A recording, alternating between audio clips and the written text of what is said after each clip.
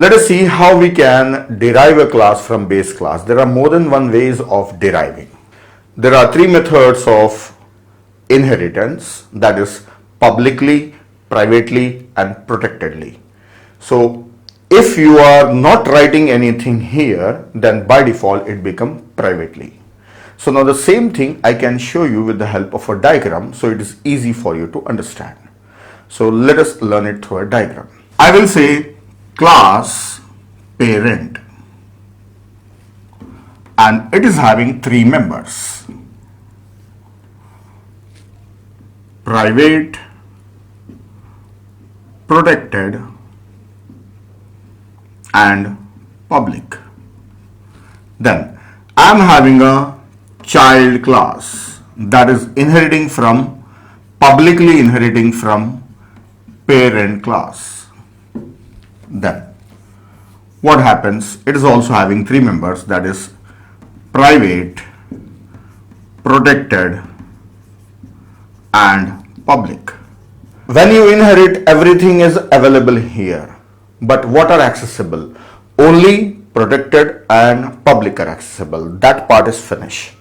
But when they come here, what they become? Let us see. This protected will become protected and public will become public when you are inheriting publicly.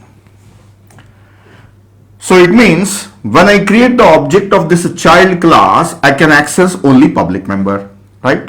Then it means even if I write one more class that is called as grandchild class, that is inheriting from this child class, that is publicly inheriting from child class, then inside this what will be accessible?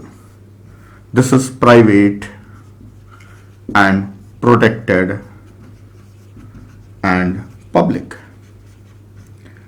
So whatever is there in protected is accessible here, whatever is public is accessible here, private is not accessible. That's the same thing. Now see the difference. See the difference.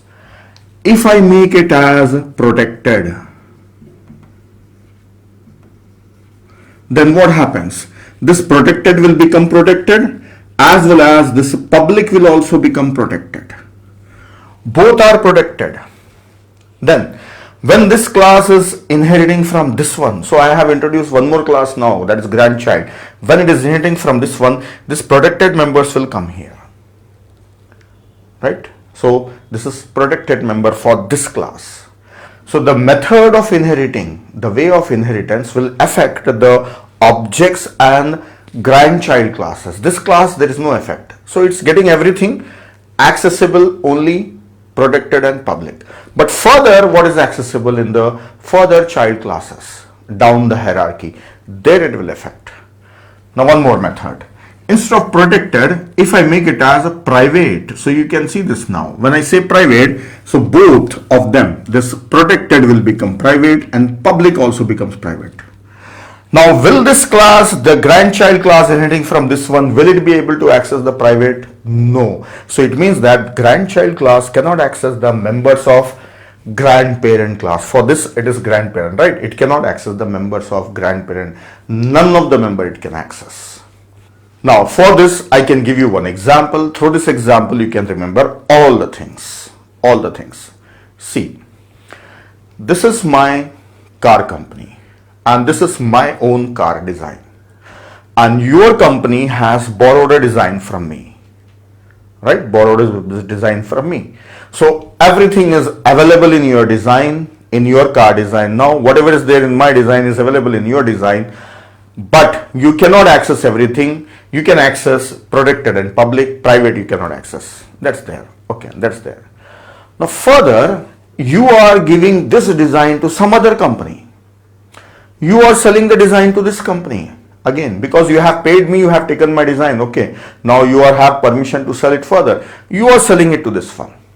So what you want this company to access? So if you have taken private publicly from me, then this company can access everything from the design. If you have taken privately from me, then this company's design, it cannot touch anything, it cannot modify anything, it can just use them. It will be available. but it cannot modify anything. It can add extensions, but the existing things, what are there, public, private, protected, it cannot touch them. And if you inherit protectedly, then it can, but further it is restricted. So I gave you some access. Okay, you can access this, don't access this. Now you have got the access. Now you are passing down the access to some other person. Now how much he can access? That is the point here. That is the point here. So you can see that this type of minor details are available in C++. You can restrict the access down the hierarchy of classes, right? This is not available in other languages. It's there in C++, like it's not there in Java. You cannot inherit publicly, privately. There is only one type of inheritance in Java. So that's it. So these are the ways of inheritance. I can show you this one by writing some code.